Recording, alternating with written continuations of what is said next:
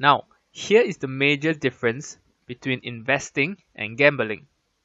When you gamble, you bet a fixed amount for each hand. So let's say for the game Blackjack, when you bet $10, you're going to win or lose $10. Sometimes you might win more than $10, but if you lose, you will definitely lose $10. In no circumstances will you lose anything less than that. And when you gamble, you are in it for the entire duration, which means at no time during the game can you decide you want to withdraw your bet or withdraw a portion of it.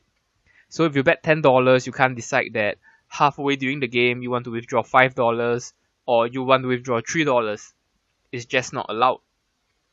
So you can see that when you gamble, you're betting a fixed amount and you can't change that fixed amount during the entire duration of the game. And here's how it's different in investing. When you invest, the amount you invest at any time is decided by you. Let's say, for example, you decide to invest $3,000. So you buy this share that's currently trading at $10 a share. You purchase 300 shares, which gives you your $3,000 investment. Now the value of your investment comes from your share price. So if the share price increases by $1 to $11 a share, the value of your investment will increase by $300, which will make it 3,003. Because you have 300 shares and the value of each share is $11. But however, instead of increasing, let's say the share price drops from $10 a share to $9 a share, the value of your investment will be $2,700 in this case. So from this example, you can see you only lose the entire $3,000 if the share price goes to zero.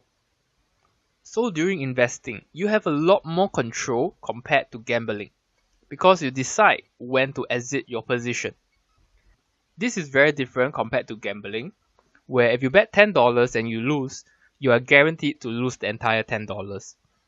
But in investing, you decide when you want to sell. Is it $7 a share? Is it $6 a share?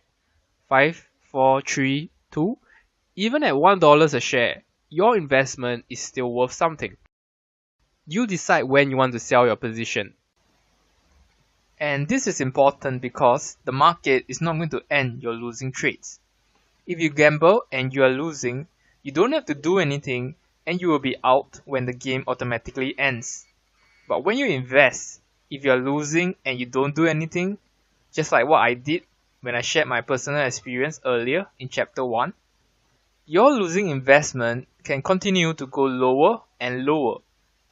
This is why you can see having a plan and a structure when you invest is absolutely crucial to create consistent success.